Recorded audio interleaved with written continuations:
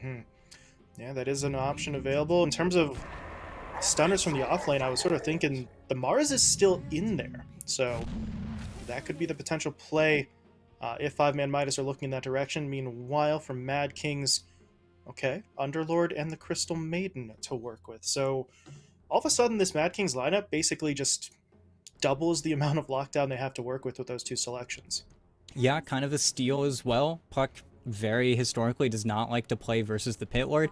Versus Void Spirit, you're still very elusive, but it makes the Yule's purchase feel less good because, of course, if you self-Yules yourself to take off a Waning Rift, then you're gonna go back down into that pit. It's where Yules is just not effective versus the Pit Lord in any way. You have to buy 4 staffs, your supports need to get that gold, but it's where I think it's not only a good steal, but it's also just a very solid pick. And versus a team that so far is lacking a little bit of lockdown, this Pit Lord is going to be very hard to push into. You don't really have any hero that's just, we're going to get onto the tower, it's going to die. It's where you'd hope they get a pusher in at least their next 2 heroes here, but it also kind of cancels out a lot of those heroes like the Visage that come to mind, where you do not want to play versus that Pit of Malice. It really closes out a lot of the choices that I think 5-man could have gone for.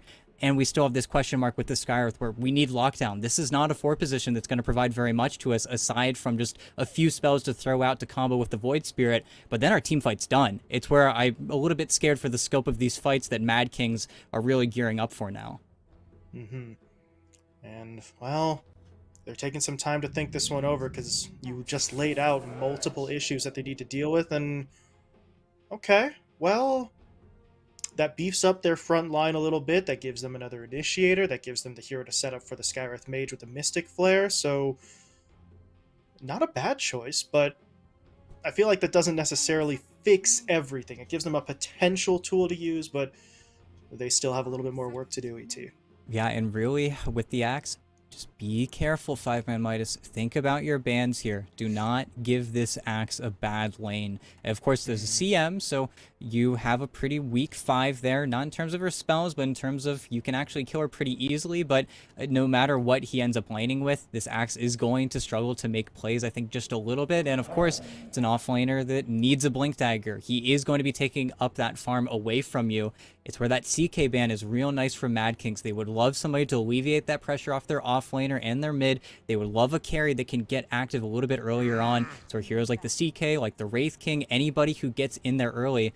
Okay, there's a Wraith King gone because they don't want it themselves, but anything is going to feel a lot better. It's just a shame. The DK, again, would have been perfect, but Axe, he's a filler pick, I think, at this point. He's just someone who might be able to catch the puck, but at the end of the day, it's just filling out your lanes, almost like a Zor pick, it feels like. Hmm.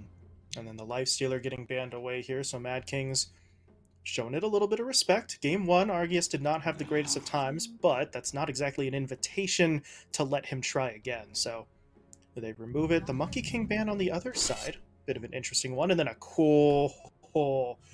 quick pick from Mad Kings, and it is going to be the Pudge. We've been seeing it, ET, popping up more and more across really multiple regions, but the Pudge is back. Feels weird to say. No, and it's such a, I don't want to say an easy Pudge game, but what do you do to this guy? This guy is just, he's tanky, he's annoying. Your Blade Mail Axe, if you even get that far, is not going to do that much damage because, of course, it's all coming from the rot. At the same time as well, your lanes are blank slates. I have no idea where they're going. They can go effectively anywhere at this point. Is it going to be True. a 4 tiny? Is it going to be a mid tiny? Is it going to be a mid Pudge? Is it going to be a carry tiny? Is it going to be an offlane puck? I feel like Pit Lord's the easy one, right? You could say he's probably going to be the 3, but even that is kind of up in the air because we know SA likes to play 4 puck. They like to move everything around, so really slots in nicely. And then Oh, Invoker. Okay, what's going on here? 5-Man is this a Midas. carry axe? Is it a carry axe? Is it okay? No, No. it's Argius on that Invoker. Okay, Hmm. Boy, we have the same looks on our faces, ET, that we had yesterday when we saw the Slark pick. It's just, if you say so kind of choice, but I don't know. Maybe 5ManMidas feeling like that switch up is going to be worth just taking their opponents by surprise here. Well, hey, if it's not the best carry choice. Let's say he's a specialty player and it's going to be more of like a carry void.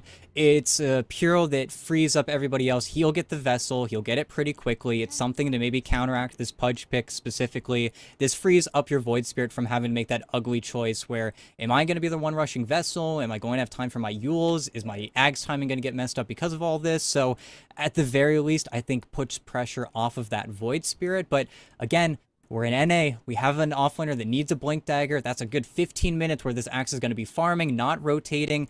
Gotta win our lanes. We gotta put up a little bit more of a fight. We can't just have everything collapse in that early game. We need to see, I don't want to say a shutout, but just a little bit more confidence coming from them. Unfortunately, there is a Pudge in the game. A man with a lot of base damage, very good attack speed, and quite a lot of health. So we'll see, because I don't even know what Mad Kings are laning at this point. Everything is up in the air for them, but I feel like, yet again, Mad Kings have got exactly what they want, and they're playing Pudge. So really, are they the bad guys here? Yeah, if you're a pro team and you pick Pudge, you're kind of the bad guys. But sometimes the bad guys win, and, well, at least in this instance, yeah, I would say Mad Kings have the advantage, ET. What do you think draft-wise? Yeah, I think Mad Kings are pretty confident. No Timbersaw. Timbersaw would have been so cool. I would have loved to see Timbersaw over the Invoker, but maybe this is Arceus just popping off, balling out of control. I could see that. We've seen Invokers in the past kind of do that. I also wonder if it's going to be a safe lane Invoker, honestly, or if we will see them switch things around. But again, I think seeing those early smokes, seeing these teams scout each other out is going to be very important. Seems like the theme of this tournament so far, which is kind of weird to say because usually one team doesn't care about the lanes, the other one cares maybe a little bit more. But so far, at least like 3 out of the 4 games here, everybody cares about their lane matchups. Everybody is not 100% certain where people are going. Right, just nice timing on the voice line there. But yeah, there's been so much more emphasis than we're sort of used to seeing. So to be honest, AT, I like it. Putting more emphasis and more strategy into the game as soon as possible is definitely not something that I'm going to be opposed to, as well, we are into the game here. Second match of this best of 3. 1 game lead again for Mad Kings. If they take the win here, then they move on to the higher matches of round 2. Meanwhile, for 5ManMidas, unconventional choices here on the draft, but they're hoping it's enough to tie up the series. And we'll see. The smokes kind of peter out. Got some nice vision, and actually this 5ManMidas ward sees everybody on the Mad King side, so have to be careful if they do try to tempt things, but at the same time, seeing who locked in who, looks like it's going to be the safe lane Pudge, the off lane Puck, all that good stuff in the hook. Ooh, I don't think he realized how many heroes were there, though. Bolo does take a fair bit of damage, but look at RRL pushing his way forward. They're trying to punish that Pudge, but the fight is breaking up, and most of Mad Kings pursued the kill. They do get it. Bolo goes down. First blood their way. Adrian falls a moment later, but they got the first blood bonus. That'll still sort of swing things their way, but if Red Monster falls as well, now it's looking a little bit messier. 2 for 1 trade-off. Can they even it back up at 2 for 2? With this chase onto Feeling, Tree comes in, not enough damage. Tower Shot should get the job done. Okay. At least you don't give it over to anyone in particular, but that is going to be a second death tied up at 2 to 2. And the bloodbath continues, and it is going to be a safe lane Invoker, so I'm excited nonetheless. But unfortunately for RL, this mid lane, not so much fun. It's a lot of base damage to deal with. I think he's sitting at 100 after those 2 kills on Jackie Tokyo. But that's where RRL, he's right at home, though. He's played this hero many, many times. I mean, you see the games played, 51. This is his bread and butter in the DPC, but whether or not he gets those runes, can make those early plays, that's kind of the play you can always go for, but always is kind of your downfall on those spirits. Well, we'll see, right? As you said, it's something he's very comfortable with, and the stats certainly supported that, but comfort doesn't always mean success. We'll just have to wait and see. In the meantime, down bot, Adrian on this Pudge. This is going to be an interesting one. Normally, up against a sort of melee hero, your Axe would kind of try to play up a little bit and punish you, but the Pudge is not quite the average safe lane farming hero. He's just a little bit more durable. And actually, he's looking for the fight. Nice hook onto Fade. I don't know if Red Monster was 100% ready for that one, but actually, he's a level 8, and I'm not sure there was much he was going to do either way, but it's extra damage in, and well, that's the way that this lane can go. Axe is used to being the bully. He could be the one bullied himself, depending on really how carefully he plays it. And curve the hook around the melee creep. I mean, it's pretty stuff, you know? You don't get to see that every day, but I think that's where we will see this game slow down just a little bit. This is a very level-dependent game.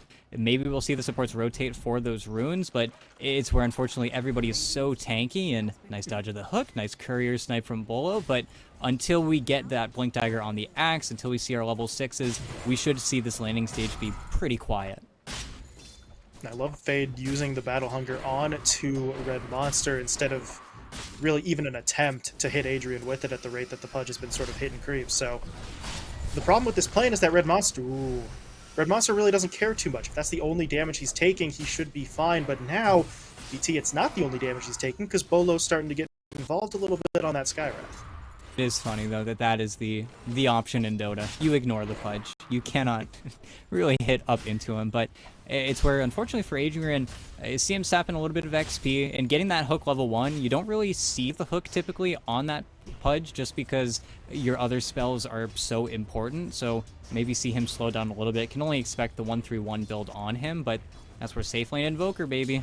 See what Argus is actually able to do here, or if he's just going to get kind of that draw against the puck, in which case things could get a little bit awkward because the puck is going to get way more active than your Invoker is. Seeing how he built up is going to be important, but Bolo, oh, so dead.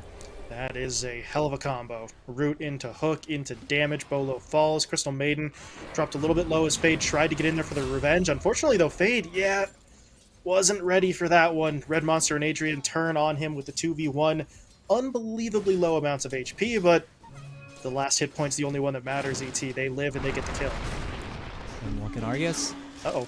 He uses Sunstrike top to try and kill the puck before. I thought maybe we would see it go bottom, but no, it just gets taken down after the fact as well. His Grimstroke's just pulling, but that's where this top lane starts to make a little bit less sense, because your Grimstroke doesn't really have anybody to Inkswell. It's no CK, it's no active carry to go in. It's, well, an Invoker. So that lane feels so much weaker, especially going up versus the puck tiny, and without any supports able to leave their lanes, this lane's getting drawn out, and at least your Void Spirit's getting his bottle filled. Able to find something for itself at least, and his farm in the middle lane is looking good, 25-5. But as you said, the only setup really that it seems like they have here is Cold Snap or Tornado into an Inkswell, and if you're relying on Cold Snap or Tornado to initiate, then that just gets you into the fight anyway, and the Inkswell is kind of not as necessary. So synergy's not quite where they would like it to be. Meanwhile, back down bot, Fade pushing in. Adrian's in some trouble. They're going to hit him up with the slow. They get him with the Battle Hunger as well, and I do not believe Adrian's getting out of this one. Taunt comes in. Didn't even get a spin there. They just do right clicks as Bolo gets the kill, but that is a nice kill to try and reset that bottom lane a bit. Yeah, it's just a little bit of greed. They were still licking their wounds from that engagement. Feels like a minute ago. It's one of the downsides of that salve patch. You're sure 5 not able to give you all of that regen over and then die and then come back. So without buying a salve for yourself, and of course carry players, they haven't bought salves for themselves in like 4 years. So of course he's gonna be low, right? Trying to force that change with some of the previous patches, and well, I don't know. Kind of support it to a certain extent. Like, your support's there to support, but you gotta support yourself sometimes, you know? Shareable tangos. That was the beginning of the end. I swear. That's when it all stopped. Everybody forgets giving their mid tangos in those patches, but hey, your Void Spirit's level 6. Unfortunately, had to use a lot of jumps, I believe, just now, just to avoid taking a lot of damage, but Rune in 15, that's where we can finally see this Void get a little bit more active. Hopefully sees either a haste or a DD, then we can see those plays get made, especially if he can hit bottom before Adrian hits level 6. It's going to be very important timing. Big stacks as well. Very nice from Bolo. Good job getting in there, stacking those up nice and easy for his teammates. So, well, honestly, both Fade and RL could probably take those. Right now, though, Fade's in a little bit of a bad way. Getting hit up, but they see that TP. They know RL's coming in. They're going to try to back away, but Red Monster on the Crystal Maiden is about as slow as you can possibly be in this game. He's not going to make it out, and that would have been something. Adrian trying for the defensive hook to pull out of Argus' Sunstrike, but it's not going to work out, and your Invoker gets a kill from the other side of the map. Yeah, and it's really important, of course. It's something you always need to be aware of. You give that XP, extra XP over to Argus. It's where getting those steals actually is fairly important for him, but that's where We've got our Bitcoin message. There we go. Word from our sponsor. Topping up your balance on Thunderpick. Don't forget to use promo code Bitcoin for 100% on your, 100% bonus on your first deposit up to 500 euros. So big shout out again to Thunderpick. Thanks for sponsoring the event. As right now, back into the action. Argius getting hit up. Nice play in from Pablo to start that one off. They did have to use the Dream Coil there, ET, but definitely worth it at this point in the game. Yeah, and, well, TP in. There's your Skyreth Mage, but need the Void Spirit if they really want to make this turn work, because Arzen, really nice silence. That's perfect from Feeling, and Pablo, you're out of damage. This is just completely fell on its face. This play just goes a little bit too far past the tower. The tower protection helping Feeling out a ton there, and oh my god, they're not finding him. He's TPing. Oh. Pablo's sick with it. That, you gotta get that. That's just unfortunate, especially considering it comes at a cost on the other side of the map. The second they realize, yo, there's like 3 heroes top, they jump in onto Fade down bot, and Adrian picks up the kill. Yeah, it's just displacing your heroes a little bit, and then immediately Mad King's pouncing on it. Now Adrian, this is the worst part about playing versus Pudge, because right now he's level 6. Anytime you show him the wave, even if it's casually, Dismember is only 100 mana. It's such an efficient spell. If you can't stop it, you just keep on getting eaten. It's over and over and over. It's harass, it's heal, it's damage, it's everything you could want. And of course, Pudge is not taking all too much damage. Even though he's only got 1 point in the flesh heap, it's just insane. And then over in the mid lane, you can't push that objective either, because he's just pushing everything in with that Firestorm. But that's where Argius, what is he able to do on his Invoker? Is he going for the Midas? Is he going to go for that Spirit Vessel early like I thought he would? He's Meteor hammering the puck right now. Yeah, they're looking for it. Arzen, okay. Not even stun locked, actually. Just multiple silences in onto him, and okay. Get the Invoker a little bit more involved. Avoid that pitfall that we always, not always, but often see when the Invoker plays mid, where you want to gank, but if the ganks don't succeed, all of a sudden you're in a really bad way and you don't farm quite as well as you would like. So if you can continue to find those picks in this situation, maybe you push that threat further and further out, or just avoid it entirely. Yeah, and really interestingly, they're going for the opposite of what I expected. The Invoker's not getting a Vessel, the Void Spirit is, meaning that he's now going to have to be very conscious of his timings. Of course, there's a Mice on the Invoker to kind of make that return play happen, but unfortunately, all these stacks getting stolen right underneath their noses. Well, that's a little bit unfortunate for them, but any plays to be made here. Pull back in Jockey Tokyo. They hit him up with the Sunstrike. Not a crazy amount of damage coming out, but it should be enough to find the kill. Pablo trying to run interference. Buys a little bit of time, but it won't be enough. They still lose the Underlord. Pablo should fall as well. And Arzen, yeah, you don't want that. He was thinking about coming in case that fight kept going, but not going to happen as Adrian, nice attempt. Trying to get the lone Grimstroke there back down bot. Unable to do so, and 5ManMidas, they reclaim the kill lead and the net worth lead with those kills. Nope, very important kills going in their way. They also displaced Arzen off of the map. They go for that knowing that the puck is still going for a little bit of a reset, and well, the coil's back up. We could see Mad Kings go at their opponents again, but this early game, leagues better for 5ManMidas. A lot quieter, but at the same time, they're actually able to bounce back a little bit. They're able to make space for their Axe, who is just farming right now and farming those stacks a little bit deeper in the jungle. He's got a lot to look forward to, and the faster he gets that Blink Dagger, the earlier we're going to get that 5th participant in these fights, and that's where you could flood Mad Kings. You could get them caught off guard. You can make them a little bit more uncomfortable, but that's also where I'm a little bit concerned about this Pudge right now. He's real farmed. He's maybe 2 components away from his Aghanim Scepter, and then, well, the Pudge is going to be a big problem that you have to deal with. Definitely something that 5ManMidas should be keeping an eye on. As of right now, though, keeping an eye on it, I think, is the only thing they can do, because actually stopping it is not really in the cards. Look at where he's farming. He's down on the sort of southwestern side of that jungle. They just don't have a path to get to him. So Adrian is going to be a problem. The question is, how prepared will you be when he finally sort of gets that item and comes back out? Yeah, and unfortunately, it's not coming against all too much. I think the biggest power spike for 5ManMidas is going to be a small one when that Vessel is completed on the Void Spear, which could be right now, but it's also where you got to be very careful. And okay, going in on Pablo, the Sunstrike, but okay. They find the first kill, but here comes the reinforcements. They're going to bring him in. RRL gets taken down. Feeling still caught up in that Dream Coil. It does fade away, though, and they're weighing their options at this point, but it looks like they're not going to give that a go. But quick reaction times, right? Jockey Tokyo just hits him up. You see there with the rift to immediately push into that fight. Not in time to save your Tiny, but ET, that's support Tiny for the opposing mid laner.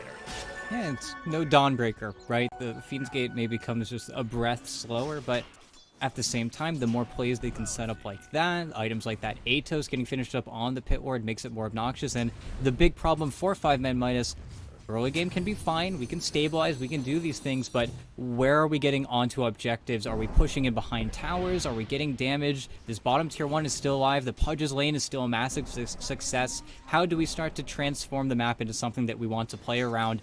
There's not really a clear-cut answer for them. They're kind of just farming and then waiting, and you know what waiting can kind of do to a Dota team here. Silent's not going to land on the puck. Very unfortunate. They would have taken that. But yeah, as you said, we know what happens to teams sometimes if they wait a little bit too long. But looking at it from the opposite perspective, does that mean should 5ManMidas try for something? Should they try a smoke? Should they try to make a move right now? No, definitely. If they get any vision, especially where Adrian's been playing, just deep in Radiant bottom jungle, it's a play to be made, but they're going on bottom instead. They're looking for the axe and Bolo, and uh-oh.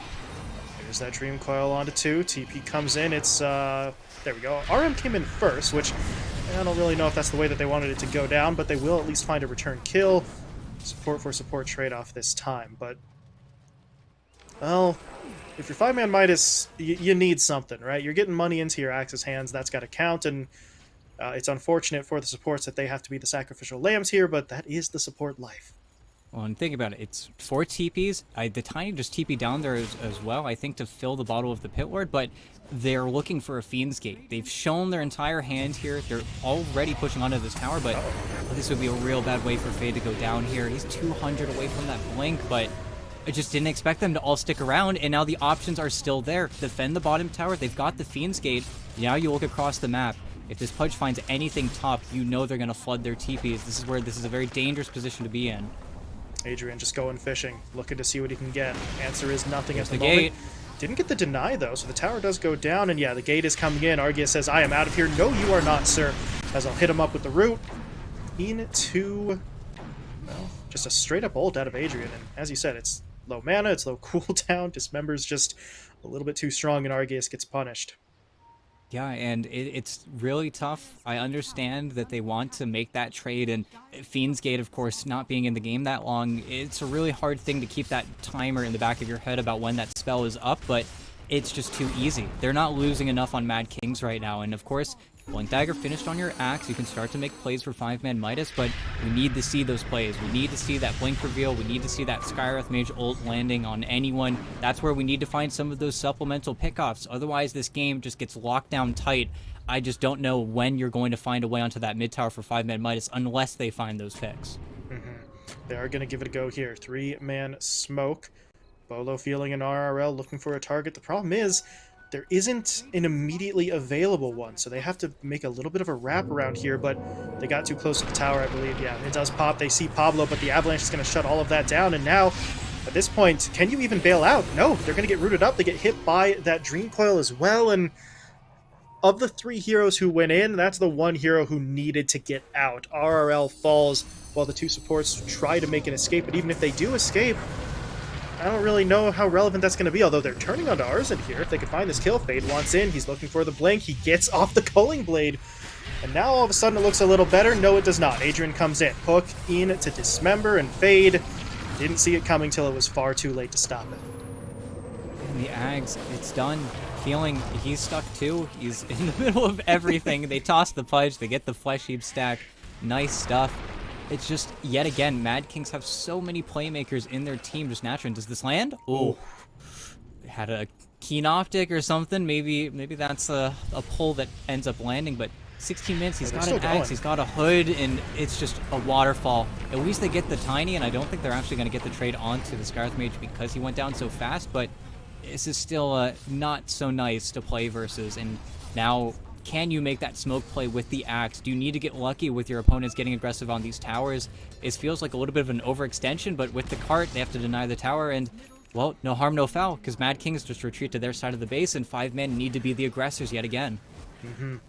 And even with the deny, that's all 3 of those tier 1 towers taken. So now map control becomes something that Mad Kings can start emphasizing a little bit more here. And considering the fact that 5ManMidas still need time and space to catch up, if you start getting that map sort of shrunken around you, you're not going to have those opportunities. Someone's going to have to sacrifice their farm. Yeah, you're going to start falling behind, and unfortunately, the one that's going to start sacrificing his farm is the Void Spirit, and that's where timings, your Witchblade, your Ags, items like that just come in so much slower. And of course, if it's not the Void Spirit, then it's going to be the Axe, and you wonder, well, does my Axe need a BKB this game just to play, or is that an item we're never going to see? It's a chunk of net worth that, unfortunately, they don't really have right now, and they just get to huddle around their mid tower. They place this ward on the dire side of the map, and they have to be so careful. If Arm has a ward right now, puts it on top of the cliff, they hold this really deep vision, but oh, almost gets pushed back by the Ripper. Okay, that was a little bit too scary.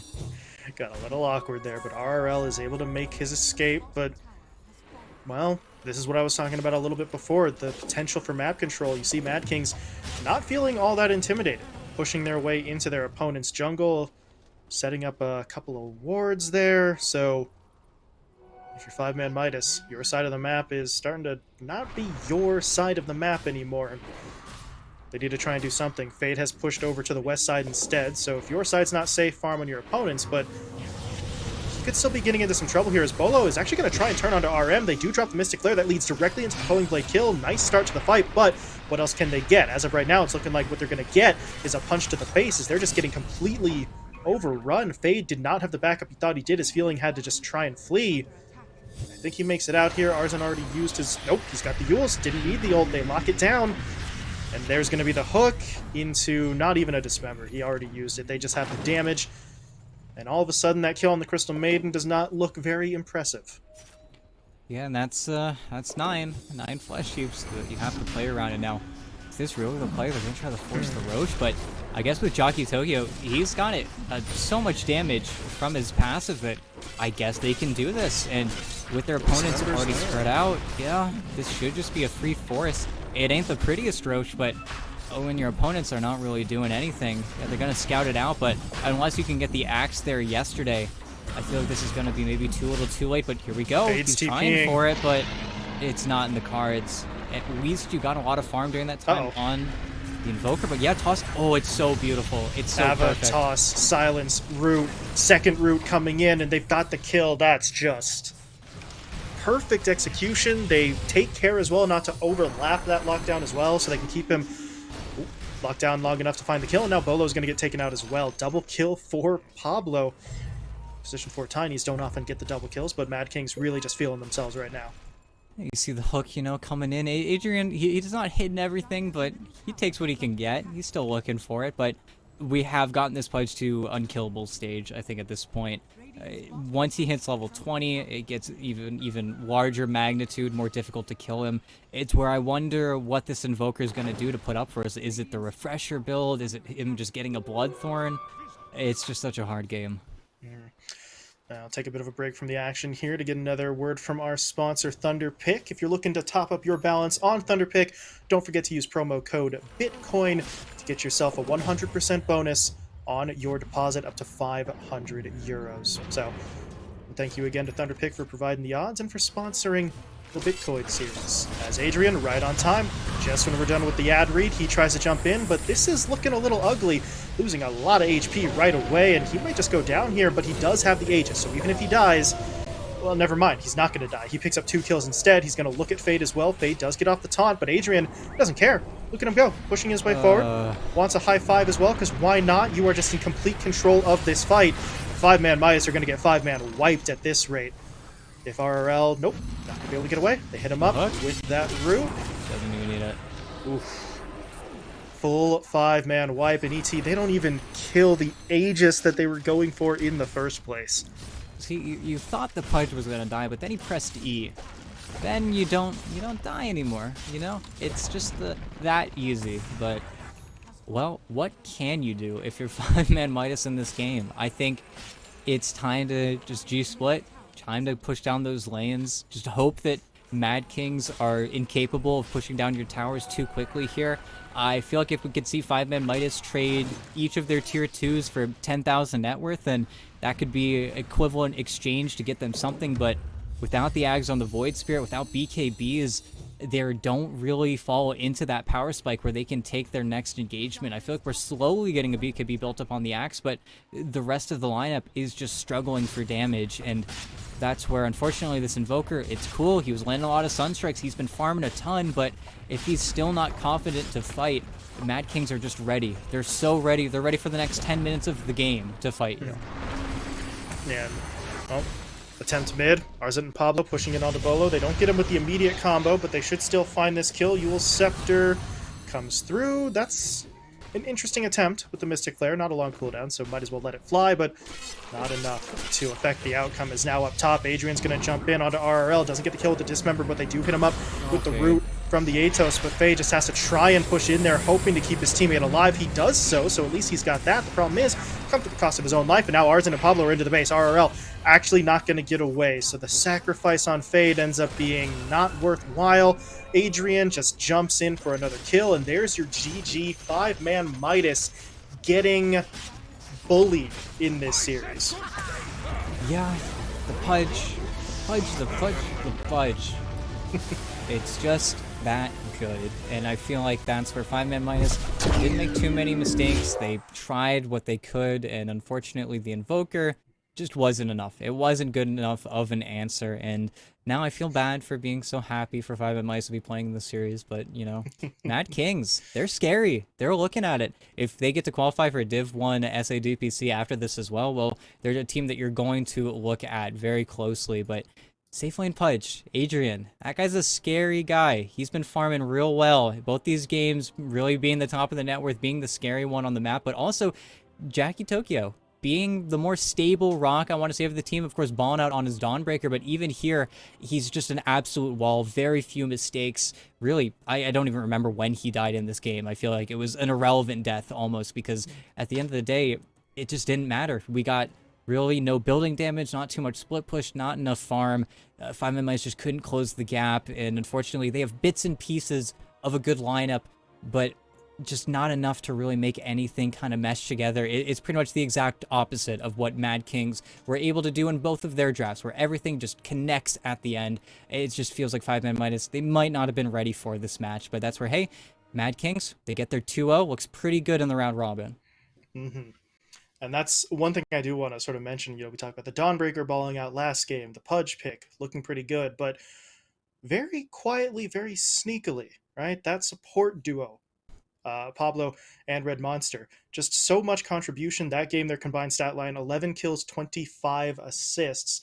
They did really the same sort of thing in game one with the Zeus and the Earth Spirit, where they do the perfect job of providing lockdown and providing a substantial amount of damage without ever being too close to the actual fight. They're not in the line of fire, but they're still able to make contributions. Yeah, and it's the quiet spells, as I like to call it. It's the roots, it's the slows, it's the setups for your bigger playmakers, and it just works. It just feels like they're always where they need to be. They weren't really falling behind in lanes, and again, as you win your lanes, and it feels like the SA teams, they always win their lanes, maybe just a little bit more than the NA boys. They get those early levels, they end up crossing the map, they end up playing a little bit more active, and it seems like that really is the key to success, especially in these NA versus SA series. They just win the early game, and then they just keep that ball rolling over and over. It's just a huge snowball at the end of the day. Oh yeah, massive sort of sense of momentum. That's kind of how a lot of these Division Two teams play in both North and South America. When they get the ball rolling, you got to just get out of their way. As Mad Kings with the 2-0 sweep, odds makers had it right. Et, we had it very much wrong. Our predictions not so hot, but hey, nobody shoots 100%. All right, you know, sometimes you're very wrong, as we were today. But Mad Kings get themselves the 2-0 win. They join Dog Champ for the high round matches once round two gets underway. So that is going to be it for us here. Once again, just the one series today. So we're going to be shutting things down in just a little bit. Tomorrow, though, we will be back for another matchup. It will be yet another matchup between North and South American squads. We're going to have Eternity going up against Hikori. So that should be a very good one. But that is for tomorrow. For today, it is done and dusted. One series in the books. So we'll be shutting things down in just a little bit. Folks, be sure, though, to follow pretty much everybody: Thunderpick, Fissure, Beyond the Summit, all three of them on social media if you want to stay up to date with this event. I do believe I checked earlier today. I've been checking throughout the event. There is also a Wikipedia page for those of you who want to keep track of all the matches and see what's coming down the road in terms of the schedule. So all of that is available to you on social media and Wikipedia. You can also follow ET and myself if you feel like our casting was not making your ears bleed. He is at ET Dota. I am at the Kmart. Throw us a follow if you want terrible tweets every once in a while. But that is all we've got for today, folks. We will be back tomorrow evening. It is going to be Hikori versus Eternity once again. We will see you there. But for now, have a good rest of your evening.